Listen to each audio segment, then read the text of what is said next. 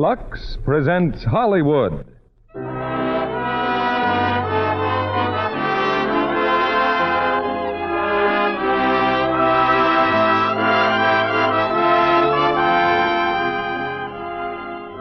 Lux Radio Theatre brings you Bette Davis, Herbert Marshall, and Vincent Price in The Letter. Ladies and gentlemen, your producer, Mr. Cecil B. DeMille.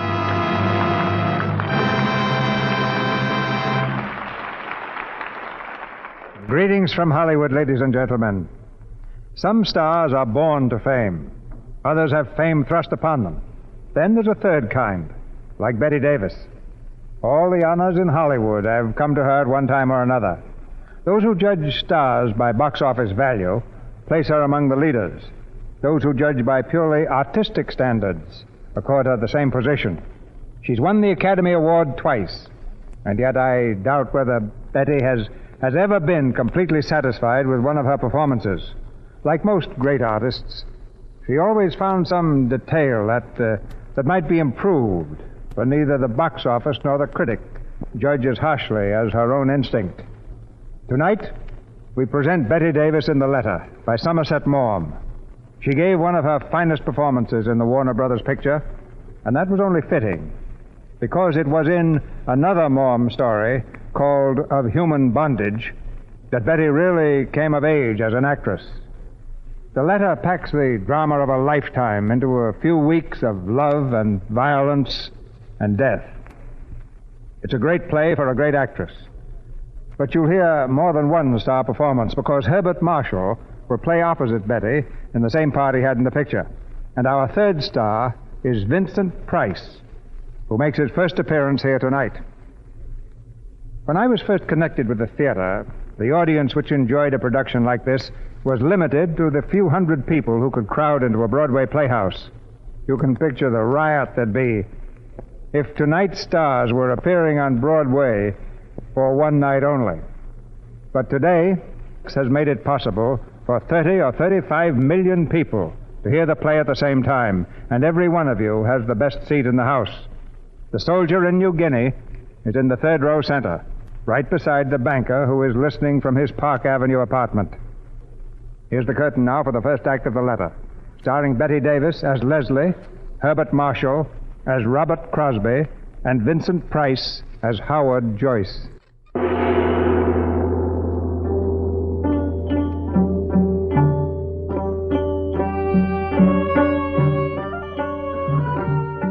All of this happened a few years ago on the Malay Peninsula, in the days before the war. Just north of Singapore lay the great rubber plantations, kingdoms of commerce, built by natives and white men. On this particular night, in the main bungalow of one of these plantations, a light burns dimly through a shaded window. The night is hot and humid, the soft breeze heavy with the scent of flowers. A clouded moon hangs low in the sky, filtering slowly through the trees, making patterns of shimmering silver on the ground. There is deep silence. Suddenly, the door of the bungalow is flung open.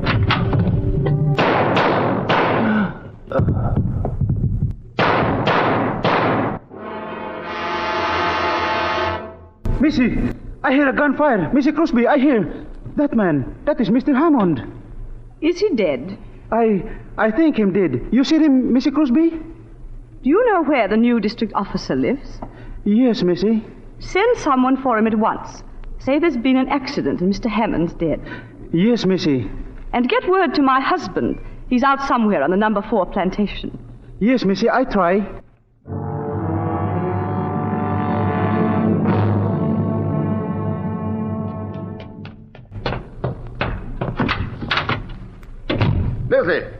Leslie, where are you? Leslie, I'm here. Mr. Crosby? Yeah? I'm John Withers, the new district officer. Where's Mrs. Crosby? She locked herself in her room. She wouldn't see me until you came. Huh? Excuse me. Leslie, let me in. Leslie, darling, it's Robert. Leslie, what happened? Didn't they tell you? They said Hammond was killed.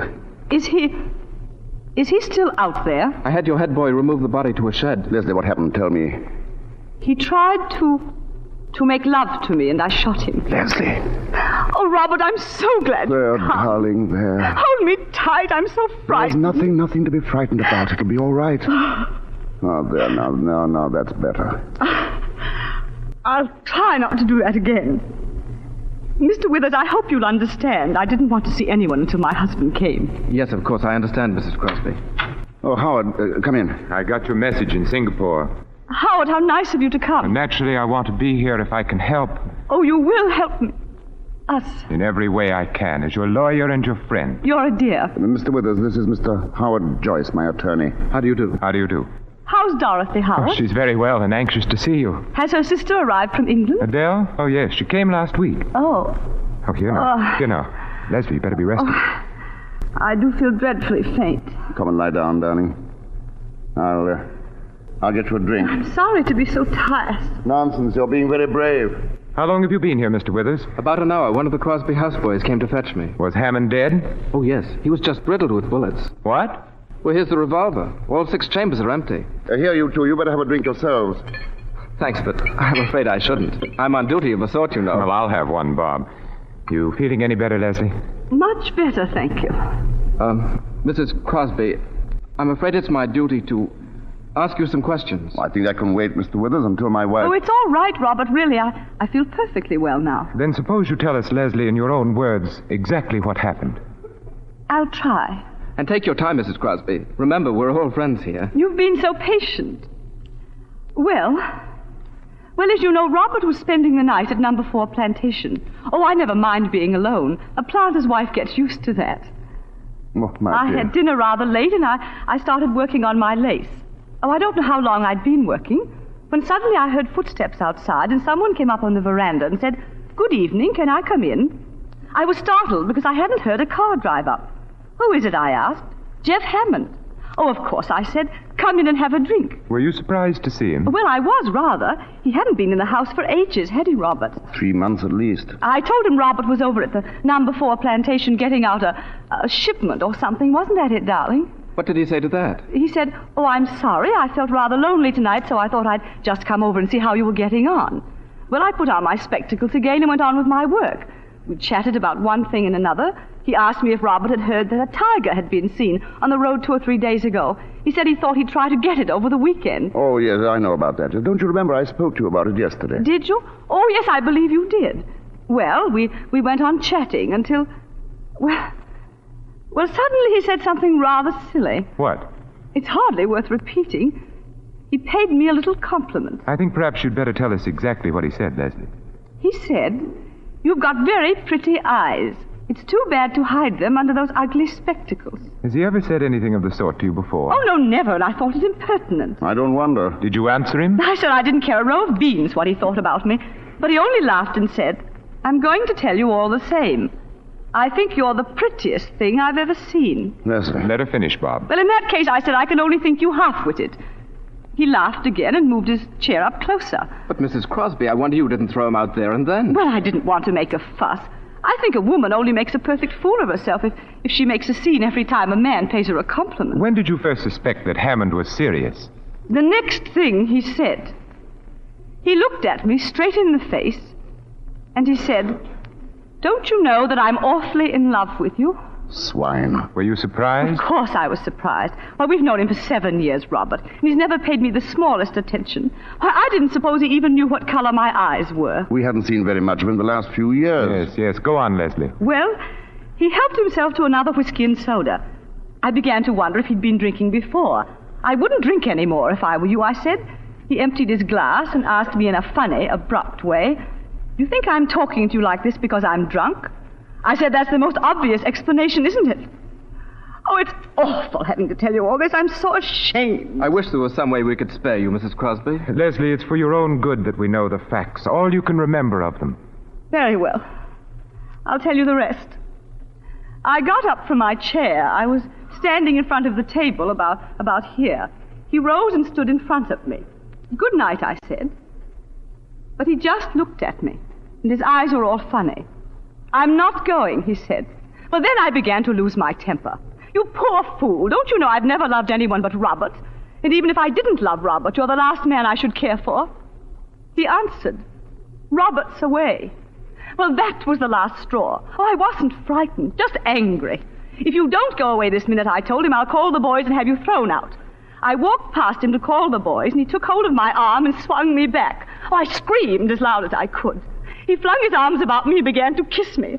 I struggled to tear myself away from him. Oh, he seemed like a madman. He kept talking and talking, saying he loved me.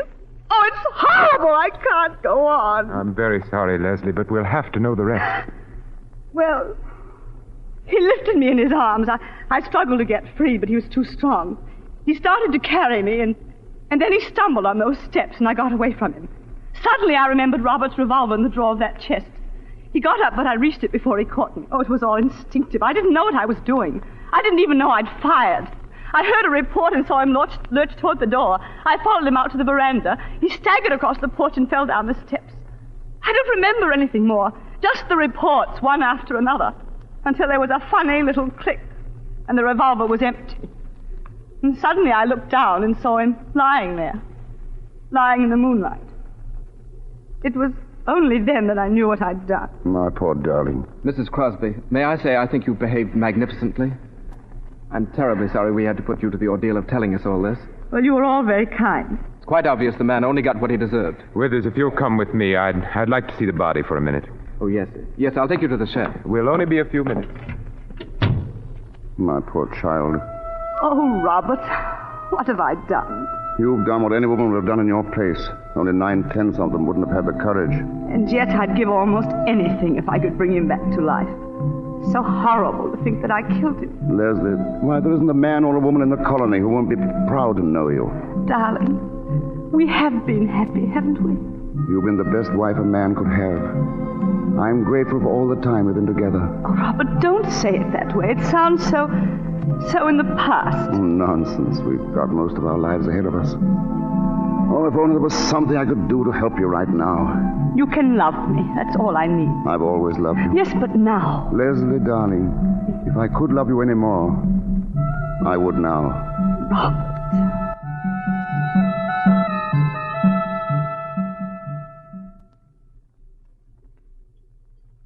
You'll have to be very indulgent towards my cooking, gentlemen. I can't vouch for it. Well, I can and will. Funny. The head boy running off tonight. Yeah, it is odd. Well, he couldn't have done any better than this, my dear. It's delicious. It certainly is.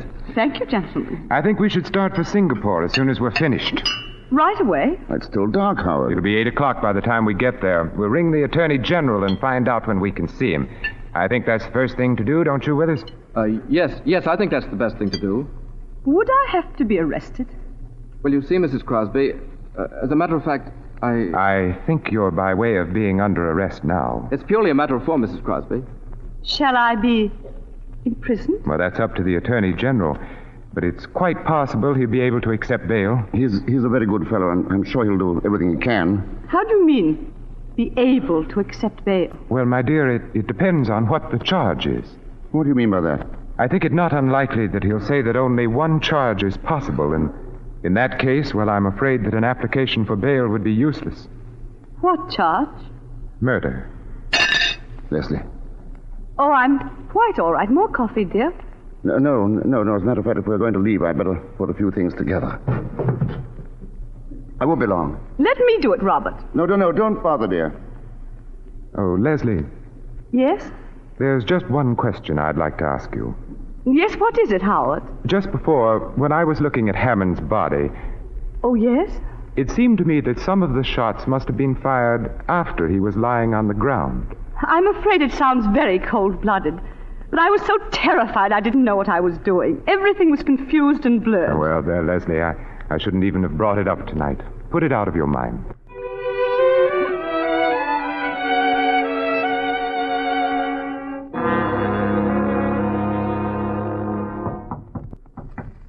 Come in. Well, Archie? Mr. Crosby to see you, sir. Oh, ask him to come in. Mr. Crosby. Thanks. Hello, Bob. Howard, how is she? Have you seen her? If I can be of any assistance, sir, I shall remain within call. Not at the moment, Ong, thanks. Ong has been a great help on the case. He finds out everything. He's the perfect confidential clerk. I tried to catch her at the house. I had to see you, Howard. Needn't hesitate about coming to the office, Bob. You know you're always welcome. How is Everything? Everything's fine. In fact, Leslie's much better than you. She hasn't turned a hair. She's worth 10 of me. I don't mind confessing I'm all in. The first time we've been separated for more than a day since we were married. Oh, you mustn't let yourself go to pieces, old man. I've tried to work, but it's no good. The estate can go to blazes for all I care. I hate the house and every tree on the place. But then why not stay in town with us? Dorothy's for it, and so am I. Thanks, I think I will. I won't be so lonely. Oh, you'd better get some sleep before you see Leslie. You don't want her to have to cheer you up. She's a plucky woman. It's monstrous they should have to keep her in that filthy prison all this time. They had no choice. Anyway, it's only a week now before the trial. Well, the whole thing's a farce. Why subject her to the ordeal of a trial? Because she admitted killing a man. A trial is inevitable. She shot him as she would have shot a mad dog. You don't have to convince me, Robert. You know, it's curious Hammond was able to keep his life so hidden. That gambling house he owned, and especially the Eurasian woman. Will she be one of the witnesses? And I shan't call her. I'll just produce evidence that Hammond was married to her. He managed to keep that manager's secret, too. Oh, I know you're busy, Howard. I can't tell you how grateful I am. No, nonsense. Now stop worrying. That's your lawyer's job. All right, thanks, old man. I'll see you up at the house. Yes? Mr. Joy, Well, Long? if you are not too busy, sir, may I trouble you for a few words in private conversation? No trouble at all. It has to do with the case of the Crown versus Crosby. Yes? A friend has brought me information, sir, that there is a letter from the defendant to the unfortunate victim of the tragedy. Well, that's not surprising. In the course of 7 years, I have no doubt that Mrs. Crosby often had occasion to write to Mr. Hammond. But the letter, sir, was written on the day of his death. Well? You will recall that Mrs. Crosby had stated that until the fatal night, she had had no communication with the deceased for several weeks. This letter indicates that her statement is not in every respect accurate. Have you seen the letter? I have with me a copy, sir. The original is in the possession of a woman who happens to be the widow of Mr. Hammond, deceased. May I read it? Oh, certainly, sir. Of course, as I said, this is but a copy. Can you understand it, sir? Perfectly. Ong, it's inconceivable that Mrs. Crosby should have written such a letter. May I suggest, sir, that it would be well to make sure, since my friend is of the opinion that the letter would be of some interest to the prosecutor. I'm obliged to you, Ong. I'll give the matter my consideration. Very good, sir. Do you wish me to communicate that to my friend? It might be well if you kept in touch with him. Yes, sir. It might be very well.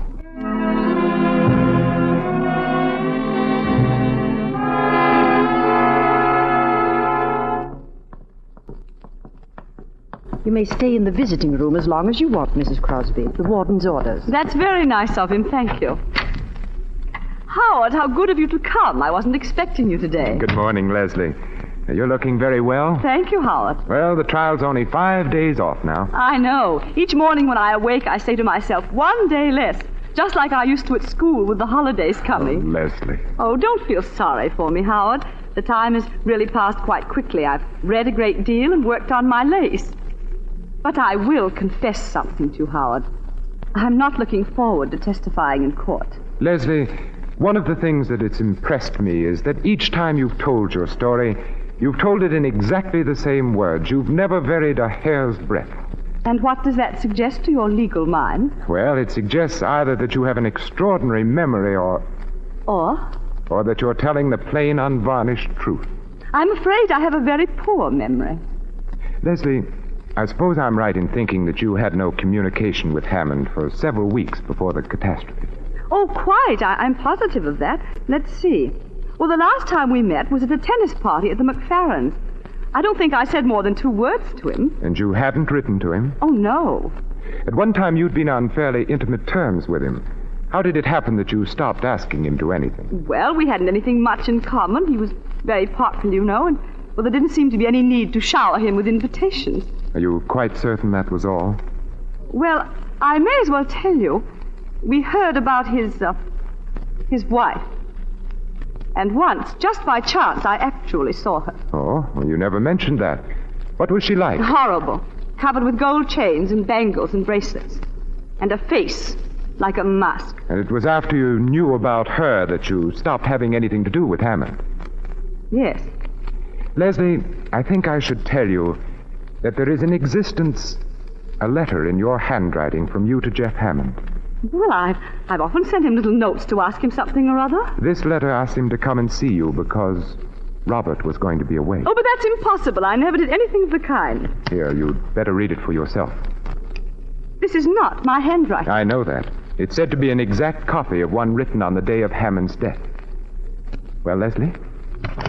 What does it mean? That's for you to say, Leslie. I didn't write it. I swear I didn't write it. The original is in your handwriting. It would be useless to deny it. But it could be a forgery. It would be difficult to prove that, Leslie. It would be very easy to prove that it was genuine. Well, it's not dated. It might have been written years ago. Oh, if you'll just give me a little time, I'll try to remember. Leslie, the prosecution could cross-examine your houseboys. They would soon find out whether someone took a letter to Hammond on the day of his death. I swear to you, I did not write this letter. Very well. And there's nothing further to talk about. I'll be going. Howard, wait a minute. I did write it. But you see, I was afraid to mention it. I thought none of you'd believe my story if I admitted that he'd come there at my invitation. Go on. You see, I was preparing a surprise for Robert's birthday. I knew he wanted a new gun, and, I'm so dreadfully stupid about sporting things. I thought I'd talk to Jeff about it and get him to order it for me. Perhaps you've forgotten what's in the letter. Will you have another look at it? No, I don't want to. Then let me read it to you. Robert will be away. I absolutely must see you. I'm desperate, and if you don't come, I won't answer for the consequences. Don't drive up to the door. Leslie, I'll have to talk to you very plainly. I told Robert today that I was certain of your acquittal. And I didn't say that just to cheer him up. I don't believe the jury would have retired at all. But this letter alters the case completely. I won't tell you what I personally thought when I read the letter. The duty of counsel is to defend his client and not to convict her, even in his own mind. I don't want you to tell me anything but what is needed to save your neck. Oh. They can prove Hammond came to your house at your urgent invitation. I don't know what else they can prove, Leslie, but if the jury comes to the conclusion that you didn't kill Hammond in self-defense... I know that... Leslie! Matron, quickly! Yes, sir? Call the nurse. Mrs. Crosby is ill.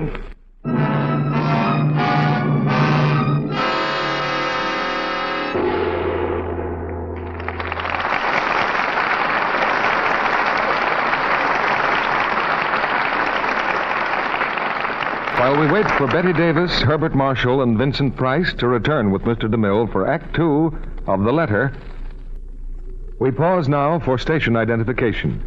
This is CBS, the Columbia Broadcasting System.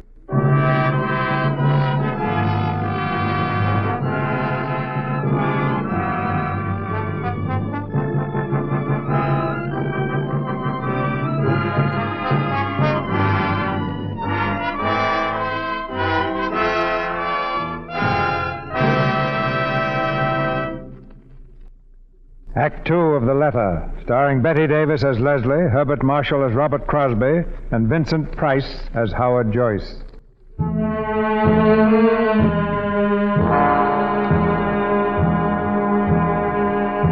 In that split fraction of a moment, before her mind slipped into blackness, Leslie Crosby realized that the letter she had written to Jeff Hammond was damning evidence enough to hang her. Now, a few minutes later, in the first aid room of the prison hospital, she leans wearily back in a chair, her eyes half closed. I'm afraid I've made rather a mess of things. I'm sorry. For Robert, not for me. You've distrusted me from the beginning, Howard. That's neither here nor there, Leslie. Who's got the letter now? The Eurasian woman who was Hammond's wife. Oh. Howard, are you going to let me be hanged? What do you mean by that, Leslie? You could get hold of the letter. Do you think it's so easy to do away with unwelcome evidence? But surely nothing would have been said to you if the owner wasn't prepared to sell it. That's quite true. But I'm not prepared to buy it. Oh, but it wouldn't be your money. Robert has saved some. I wasn't thinking of the money. I don't know if you will understand this, Leslie, but I've always thought of myself as an honest man. You're asking me to do something which is no different from suborning a witness. Do you mean to say that you can save me and you won't? What harm have I ever done you? You can't be so cruel. I want to do my best for you, Leslie. But a lawyer has a duty to his profession and to himself. I can't do what you ask. Oh, poor Robert. He doesn't deserve it. He's never hurt anyone in his life. He's so kind and simple and good. And he trusts me so. I mean everything to him, everything in the world. And this will ruin his life. Oh, I know what you're thinking. You despise me. You think he's well rid of me if they do hang me. It isn't important what I feel about you. Do you understand? But I'm going to do what I can. Oh, Howard. Bob will want to know what the money's for. Will it be a very large sum? Well, I imagine this woman has a pretty shrewd idea of the letter's value. You won't have to show Robert the letter, will you? I'll do everything possible to prevent it. He'll be an important witness, and he should be as firmly convinced of your innocence as he is now. And after the trial? I'm going to try to save your life. Oh, if Robert loses his trust in me, he loses everything. It's strange that a man can live with a woman for 10 years and not know the first thing about her.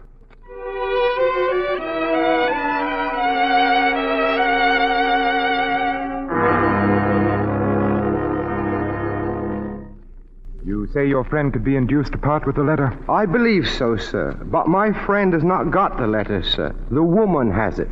She did not know the value of it till my friend told her. What value did he put on it? $10,000, sir. Only 10,000? Well, why not 50 or 100? For the reason, sir, that Mr. Crosby has in the bank a savings account in the amount of only $10,450. $10,000 is a good deal of money, Ong. Well, I'll speak to Mr. Crosby. Have the woman come to my office. I was about to mention, sir, she made 2 conditions. She insists that the money shall be brought to her. I can take you to the house whenever you are ready. What is the other condition? That Mrs. Crosby shall bring it to her personally. Why, you must be mad. Great heavens, man. Do you suppose Mrs. Crosby can just walk out of a prison cell whenever she feels like it? My friend thinks you could arrange to have her stay at your house until the trial. I believe the judge will permit it if you are responsible for her, sir. Very well. Ong, tell me something. Yes, sir. What are you getting out of this? $2,000, sir, and the satisfaction of being of service to you and our client.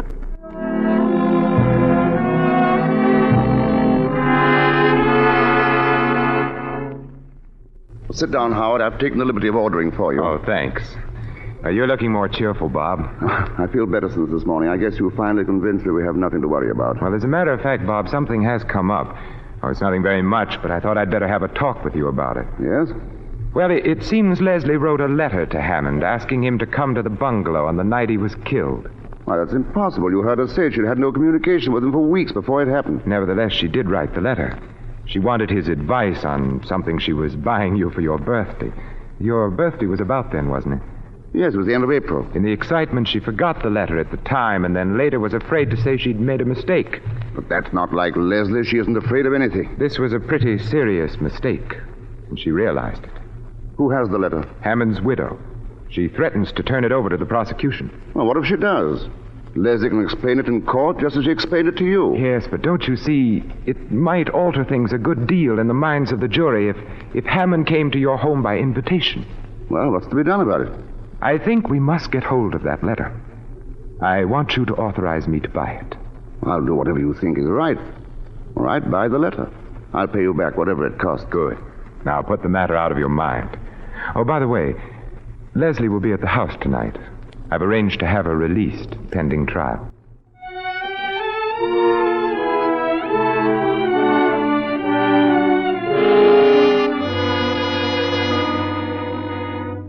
Leslie, don't tell me that's the same lace I saw you working on at the McFerrins. How can you go so fast? Well, I hadn't anything much else to do this past month. What's it going to be? It's too fine for a tablecloth, surely. It's a coverlet for our bed. Oh, Dorothy, Leslie and I have some work to do this evening. Look here, Robert. Why don't you take the girls to a picture? Well, it won't take all evening, will it, hon? Well, there's a lot to go over. No use you three hanging around. You'd much better see a good film. Yes, go ahead, darling. It'll take your mind off tomorrow. I want you to. All right, then. I'll bring the car around. Oh, come on, Adele. I can see the legal mind is anxious to get rid of us. Good night, Leslie. Good night. Where do we have to go? The Chinese Quarter. Some sort of shop, I believe. I've always wanted to see the Chinese Quarter. I hear it's a bit creepy. Of course, I'd have chosen other circumstances for a visit. Be flippant about your own crimes if you like, but don't be flippant about mine. Oh, I'm sorry, Howard. I didn't mean to be flippant. Really, I didn't. Maybe it's my own sense of guilt. I have an unpleasant feeling that I'll have to pay the piper for what I'm doing tonight. I'm jeopardizing my whole career, and I have to rely on your discretion. Whatever else I am, I'm not ungrateful. Please forget what I said. Leslie, when did you first start doing that lace work? Oh, a few years ago. How did you happen to take it up? I wanted something to do, and it appealed to me. But it must take enormous concentration and patience. I find it soothing. You mean it takes your mind off other things? Is that a legal question? You're not an ordinary client, Leslie. You've been watching me, Howard. I felt it all evening. Trying to read my thoughts. I'm trying to understand you. Why? Because I'm so evil. That's it, isn't it? Some time ago, I saw a volcano erupt. An island south of here, Guade. It had been dormant for years. And then suddenly the crest blew off. It was terrifying and beautiful. Fire turned the sky and the sea crimson. And 3 villages melted into ashes. Well, it's time we were starting. Ong Chi will be waiting for us.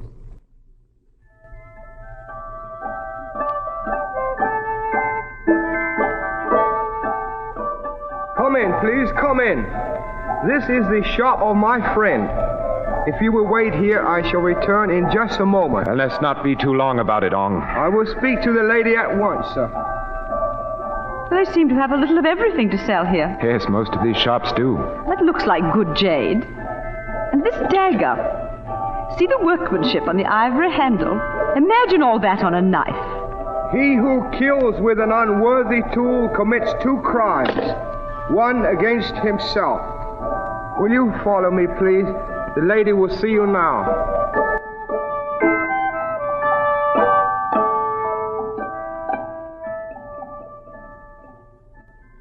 Now, where is she? You said she'd be here. She is coming, sir. Well, what is she standing there for? Ask her if she has the letter. Yes, sir. Nego feng su he sama function. Gilgen nuyen twigamo. How mun koi? Gil twigamo. Mrs. Crosby, I regret, but the veil that you wear over your head, Mrs. Hammond requests that you remove it. Of course. Gil kui hang lai nishi. Mrs. Crosby, Mrs. Hammond has a further request. She wishes you to walk over to her. Now, look here. Tell her this is enough. Howard, it's all right. I don't mind. Ne seng oi fangsun. Ne nung gim hega. Heyunga deha. What does she say? Mrs. Hammond say you may have the letter if you will pick it up at her feet. Thank you.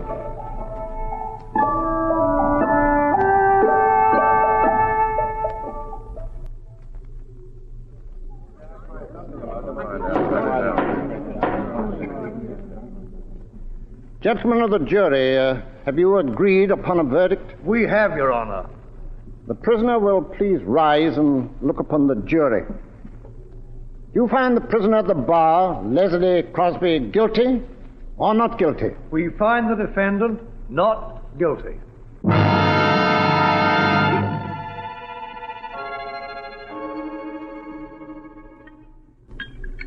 And from that day on, I made a solemn vow that I wouldn't make another cocktail until Leslie was acquitted. So if these aren't up to my usual high standards, remember, I'm out of practice. Oh, Dorothy, darling, they're wonderful and never been better. Robert Crosby, right now you wouldn't know what you were drinking. I guess that's right. I can't taste or think or feel. All I can do is keep saying to myself over and over, Leslie's safe. Darling. Well, ladies and gentlemen, anyone planning to bathe, shower, or sponge before dinner should be getting at it. Well, a shower for me. Oh, I've laid out some things for you, Leslie. Thank you. Darling, I'm going to tidy myself up a bit. No, don't go, Leslie. I shan't be a minute. Well, there's something I particularly want to talk to you about. And, Howard, I want to see you, too. I want your legal opinion. Oh, you do? Well, what's up? Well, I want to get Leslie away from here as quickly as possible. Well, I think a bit of a holiday would do you both good. No, I mean for good. But how could we? Well, you can't very well throw up your job. Well, I've got something in view that's much better. It's in Sumatra. We'd be away from everybody, and the only people around us would be Dutch. We'd start a new life. The only thing is that you'll be awfully lonely, darling, at the start. Oh, I wouldn't mind that. I'd like to go, Robert. I don't want to stay here. That settles it, then. I'll go straight ahead and we can fix things up at once. Is the money as good as here? Well, I hope it'll be better. At all events, I'll be working for myself and not for a company in London. What do you mean? Why should I go on sweating my life out for other people? This plantation belongs to a Malacca Chinese planter who's in financial difficulties, and he's willing to let it go for $30,000 if he can get the money the day after tomorrow. Well, how on earth are you going to raise $30,000, Bob? Well, I've saved about 10, and the bank is willing to let me have the balance on mortgage. Robert, darling, I shouldn't like you to take such a risk on my account. I'll be perfectly all right here. Really, I shall. Nonsense, darling. You just said you wanted to go. But I'm not sure it wouldn't be a mistake to run away. Everyone's been so kind, and they'll all help to make it easy for us. I do think the thing to do is to stick it out here. Anyhow, Bob, it's not a thing you want to rush into. Let's wait and see. Why should I wait? It's a good thing, and I don't want to lose it. Look, I've got all the papers in my briefcase. I'll go and get them, and you can see for yourself. And I have a couple of photographs of the bungalow to show Leslie. I don't want to see them. Please, Robert. Oh, now, come, darling. That's just nerves. That shows how necessary it is for you to get away. But, Robert, Leslie, darling, in this case, you must let me have my own way. I won't be a minute. Howard, what are you going to do? What can I do? Oh, don't tell him now. I can't bear any more. You heard what he said, Leslie. He wants the money at once to buy the estate. He can't. He hasn't got it. Oh, give me a little time. I'll pay it back. Leslie, I can't afford to let you have a sum like that. I've mortgaged everything I own. I was glad to advance it, but Where is the letter? I have it in my pocket. Oh, it will break his heart. What shall I do? I don't know, Leslie. If I tell him, he'll want to see the letter, of course. Here we are. Well, he's coming. It's up to you, Leslie. Oh, tell him. Tell him and have done with it.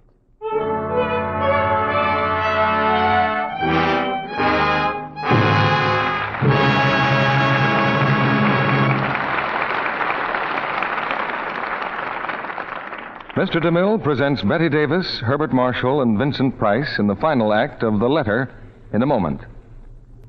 Now, Mr. DeMille returns to the microphone. After the play, we'll ask Betty Davis about a certain special hobby of hers. But now here's the curtain for the third act of The Letter, starring Betty Davis, Herbert Marshall, and Vincent Price.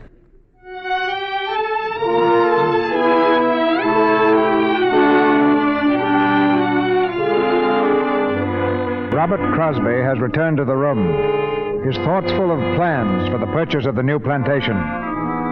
In silence, Leslie and Joyce watch Robert, who is brimming over with enthusiasm as he arranges the papers on his desk. This is really a handsome estate. We'll be stealing it for $30,000. Bob, I don't like to throw cold water on your plans, but hasn't it struck you that the costs of what we've been through will be pretty heavy? Costs? Oh, yes, the legal expenses. Oh, no, I'm not going to charge you anything for my own services. But there are certain out-of-pocket expenses. Well, that's awfully decent of you. I'm not sure I can accept that. But what do these other expenses amount to? Well, the principal item is that letter of Leslie's I mentioned to you. Oh, yes, I'd almost forgotten. You were going to... I had to pay a great deal of money for it. Well, if you thought it necessary, I'm not going to grouse. How much was it? $10,000. $10,000? Why, you must have been mad. You may be quite sure, Bob, I wouldn't have given that if I could have got it for less. But that's every cent I have in the world. Why didn't you let them bring the letter in and explain it to the jury? I didn't dare. Do you mean it was absolutely necessary to suppress it? If you wanted Leslie acquitted. But what was there in the letter? I told you at the time. It was very stupid of me, Robert. I remember now. You wrote to Hammond to ask him to come to the bungalow. Yes. You wanted to get something for me, didn't you? Yes, I wanted to get you a gun. He knew all about that sort of thing, and you know how ignorant I am. Buying that letter was a criminal offense, wasn't it? Well, it's not the sort of thing a respectable lawyer does in the ordinary way of business. It was a criminal offense. Yes, it was. I might be disbarred for it. Then why did you do it? You of all people. What were you trying to save me from? Leslie, you knew I was buying a gun from Cameron. Why did you want to make me a present of another? Well, how should I know you were going to buy a gun? Because I told you. Well, I'd forgotten. I can't remember everything. You hadn't forgotten that. What do you mean, Robert? Why are you talking to me like this? Who has the letter now? I have. Where is it? Bob, it's not your letter or mine. I've got to pay $10,000 for that letter. I'm going to see it. Let him see it. Thank you. Robert will be away. I absolutely must see you. What does this mean? It means that I was in love with Jeff Hammond. No, you couldn't. We'd been in love for years. It's not true. I used to meet him constantly, once or twice a week. Every time we met, I hated myself for it. It was horrible. I loathed myself. I was like a person who was ill. Then came a time about a year ago when he began to change toward me. Oh, I didn't know what was the matter. I was frantic. I made scenes. I threw myself at his feet. Leslie. Then I heard about that native woman. Oh, I couldn't believe it. I wouldn't believe it. At last I saw her. I saw her walking in the village with those hideous spangles and that chalky face and her eyes like a cobra's eyes. I couldn't give him up. I sent for him. You've read the letter. Oh, we'd always been so careful about writing before. But this time I didn't care. I hadn't seen him for 10 days. He came and I told him I knew about his marriage. Oh, at first he denied it. I was frantic. I don't know what I said to him. I hated him because he'd made me despise myself. I insulted him. I cursed him. At last he turned on me. He told me he was sick and tired of me. But it was true about the other woman, that she was the only one who really meant anything to him. He said he was glad I knew because now I'd leave him alone. I knew that if he went out that door, I'd never see him again. I hardly know what happened. I seized the revolver and fired. He gave a cry, and I saw it hit him. I ran after him, and I fired and fired and fired until there were no more cartridges. That's what happened. And I have no excuse for myself. I don't deserve to live. How could you do this? How could you? I'm sorry, I shouldn't let myself go. I've got to think. Leslie. Well? He's going to forgive you. Yes. He's going to forgive me.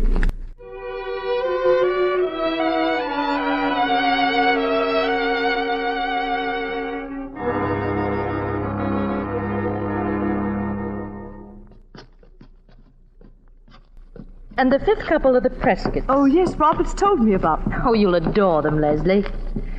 Well, now, both of you get a good sleep because it'll be a late party. Good night. Good night, Dorothy. Good night. It's lucky you brought your dinner coat, Robert. You hardly fit in one of Howard's. Now, let's see what else you'll need. Oh, well, how about your studs? They're probably still in the bureau at home. Home. Robert, it's no use, is it? We can't make it go, can we? I don't know. I'm not sure. Robert, you're so kind and so generous. You should have had the sort of wife you really deserve. Through no fault of yours, I've failed you, wrecked your life. I can't ask you to forgive me. If you love a person, you can forgive anything. But what about you? Can you go on? I'll try. I'll really try. That's not what I'm asking. I'll do everything to make you happy, everything in my power. That isn't enough. Unless, Leslie, now, this minute, do you love me? Yes, I do. Kiss me then. Kiss me as if... Robert. No. No, I can't. Leslie, I can't. Tell me, Leslie, what is it? With all my heart, I still love the man I killed.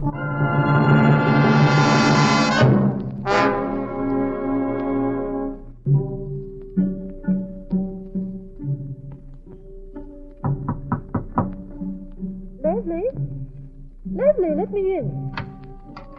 My dear, they're all waiting for you. This is your party, you know. I'm sorry, Dorothy. I took rather long to dress. Why, Leslie, isn't that your lace work? Yes. Were you working on it just now? A little. I'm anxious to finish it. Oh, Leslie, please come downstairs. Of course, dear. In a few minutes. Very well. When did you first start doing that lace work, Leslie? I find it soothing. You mean it takes your mind off other things? I couldn't give him up. I sent for him. At last he turned on me. He was sick and tired of me. She was the only one who meant anything to him. She was the only one. I hardly know what happened. I seized the revolver and fired. Fired and fired and fired until there were no more cartridges. I have no excuse for myself. I don't deserve to live. I don't deserve to. Who's up there? Who is it? You, I see you there. Mr. Crosby. Come here. What are you doing out there? I no want to come. She make me come. She tell me I come here. She? Missy Hammond. She tell me I come here. Bring dagger. Leave it outside window. Of course. Mrs. Hammond. Dagger, Missy. She bring dagger to you. She's here, then? Yes, Missy Hammond on path by gate. You no go in garden, Missy Crosby. She kill you. She with there. That is what dagger mean. She kill you, you go in garden. Missy, you no tell police I come? Missy, you no tell police I come? Dagger, see the workmanship on the ivory handle. Imagine all that on a knife. He who kills with an unworthy tool commits two crimes, one against himself. I don't deserve to live. I don't deserve to live. I don't deserve to live. Leslie. Leslie. Yes? Leslie, you've got to do something about Robert. He's acting very strangely. What is it? I don't know. At first I thought he was drunk, but it's worse than that. I'll be right down. But where will you ship from, Crosby? Oh, it's near a good harbor, only 5-6 miles away. And I can ship my rubber for less money, or to get ahead fast. In 10-15 years, I can live in London, travel, do anything I please. Robert, will you come with me, darling, please? Not now, darling. Maybe later. I'm telling the boys about my new plantation. Sounds like quite a place. Of course, we'll miss Singapore. Our friends are here, and we've had some mighty fine times. No English people in that part of Sumatra, only Dutch and natives. Going to be a little lonely at first, maybe, but we'll get used to it. Robert. There'll just be the two of us. But my wife's a good sport. Always can count on her. She's not afraid of anything. And we'll have each other. That's the important thing. Stop it. I can't stand anymore. I can't stand it. Give me a drink. I want a drink. I don't understand. Howard, where is Leslie? She ran out into the garden. The garden? Oh, I'll find her. No, let her alone. There's nothing you can do for her.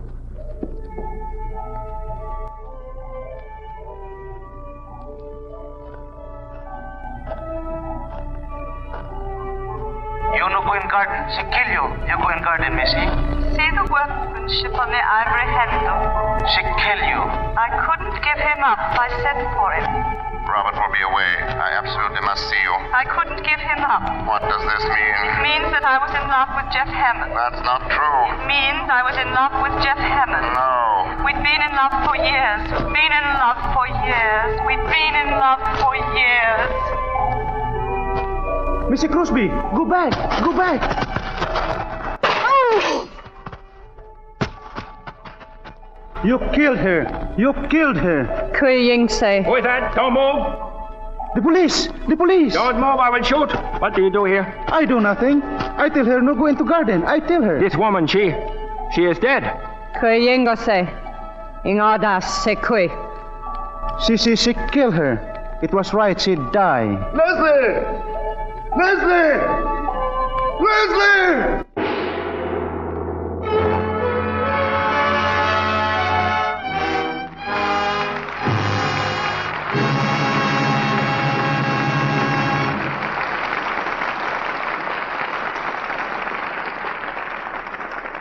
Our stars will return for a curtain call in just a moment. Now, here's Mr. DeMille with our stars. A curtain call is one of the oldest traditions in the theater. I don't believe it's ever been better earned than tonight. And coming back to the footlights now are Betty Davis, Herbert Marshall, and Vincent Price. It's a pleasure to be back, Mr. DeMille. I'd like to thank all the people in the cast for their excellent work tonight. Now, to most of us, Betty, your name stands for fine artistry in the theater. Very exciting evening, C.B. Good night. Good night. Good night. Good night. Good night. Any theater should be thankful for players like you three.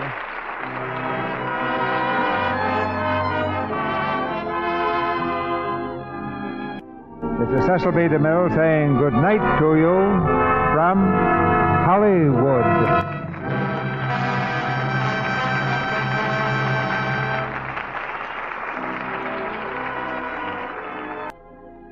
Heard in tonight's play were Charlie Lung as Ong Chi, Bea Benaderet as Chinese Woman, Richard Davis as Withers, and Frederick Warlock, Alex Javier, Regina Wallace, Paula Winslow, Joe Gilbert, Eric Snowden, and Charles Seal. Our music was directed by Louis Silvers.